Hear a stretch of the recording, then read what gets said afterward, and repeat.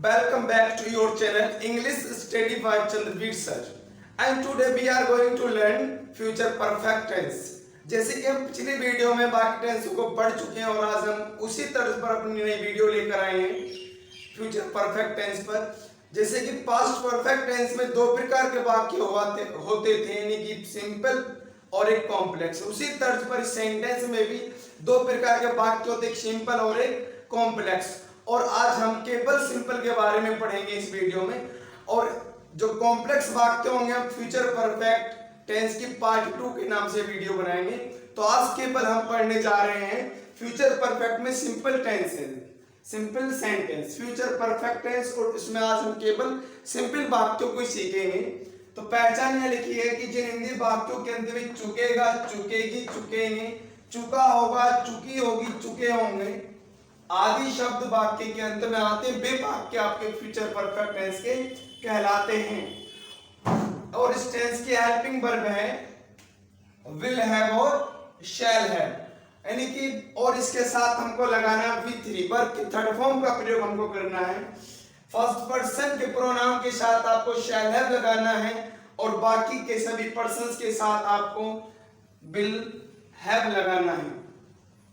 Affirmative sentence का formula है कि आप सबसे पहले सब्जेक्ट लगाएंगे, फिर इसके बाद आप विल हैव या शैल हैव में से कोई एक लगाएंगे, फिर आप V3 लगाएंगे और फिर आप ऑब्जेक्ट लगाएंगे।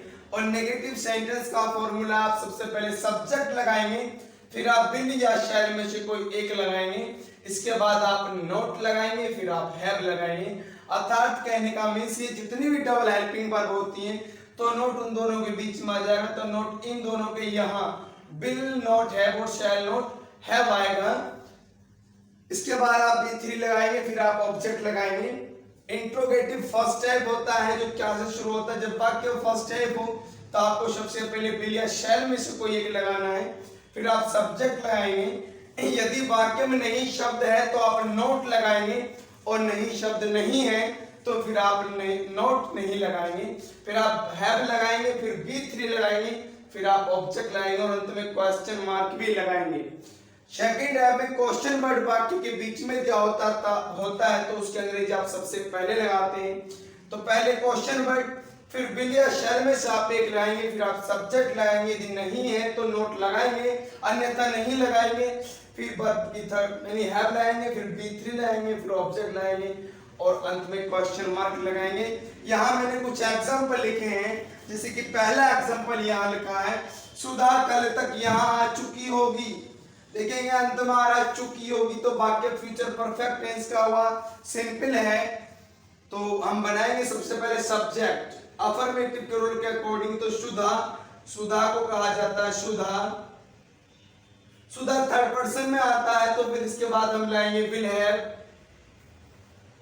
सुधा विल हैव।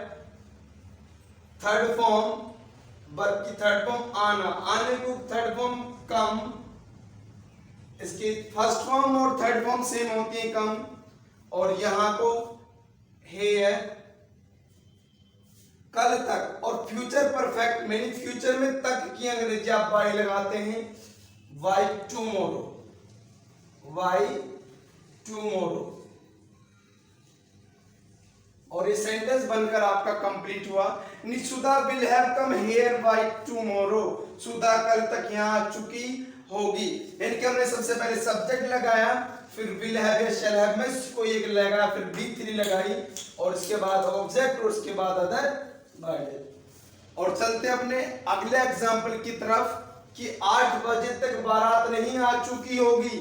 नहीं शब्द आ रहा तो नेगेटिव है, नेगेटिव का फॉर्मूला आपको लगा देना है। सबसे पहले सब्जेक्ट, सब्जेक्ट है बारात, तो बारात को कहा जाता है बारात।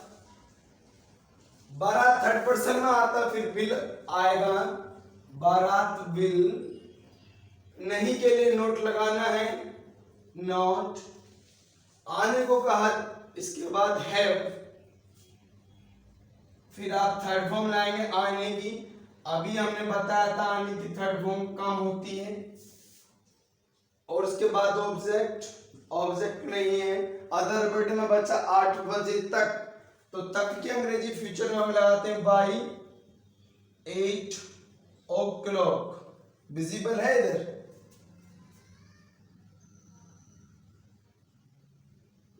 वाक्य आपका बनकर तैयार हुआ। आपने सबसे पहले सब्जेक्ट लगाया, फिर BSL में से कोई एक लगाया, फिर नहीं के लिए नोट लगाया, फिर आपने हैव लगाया, फिर थर्ड फॉर्म लगाई, फिर अदर वर्ड बाय तो क्लॉक आपका हो जाएगा। चलते अपने अगले एग्जांपल की तरफ। क्या वह अपना पाठ याद कर चुकी होगी? तो बाकी क्या से शुरू है, तो आपको सबसे पहले बिलिया शैल में से कोई एक लगाना है। तो वह क्या अकॉर्डिंग जो थर्ड पर्सन का आप लाएंगे विल, फिर आप लाएंगे सब्जेक्ट, वह लड़की है तो शी आ जाएगा, विल सी। आपको देखना है कि नोट लगाना है या नहीं लगाना। तो इस वाक्य में नहीं शब्द नहीं है तो आप नोट नहीं लगाएंगे। फिर आप लाएंगे हैव, विल सी हैव। इसके बाद B3 याद करना, और याद करने की थर्ड फॉर्म होती है learned. Will see have learned. Object क्या याद कर चुकी होगी? अपना पाठ, तो हर लेसन। और अंत में लगा देना है क्वेश्चन मार्क। वाक्य बनकर आपका तैयार हुआ। चलते अपने अगले एग्जाम्पल की तरफ। वह भोजन क्यों खा चुका होगा? देखिए क्वेश्चन वर्ड वाक्य के बीच में दिया हुआ है, तो आप इसके अंग्रेजी को सबसे पहले लगाएंगे क्यों। तो क्यों के लिए हमने लगाया हुआ है।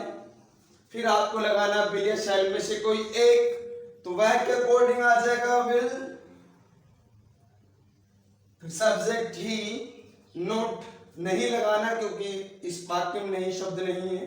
फिर आप लाएंगे हैव, खाने को कहा जाता है eaten, why will he have eaten, भोजन को द फूड, और अंत में लगा देंगे क्वेश्चन मार्क। दोस्तों यदि ये वीडियो आपको पसंद आया हो तो आप इसको लाइक करें और अपने दोस्तों तक शेयर अवश्य करें।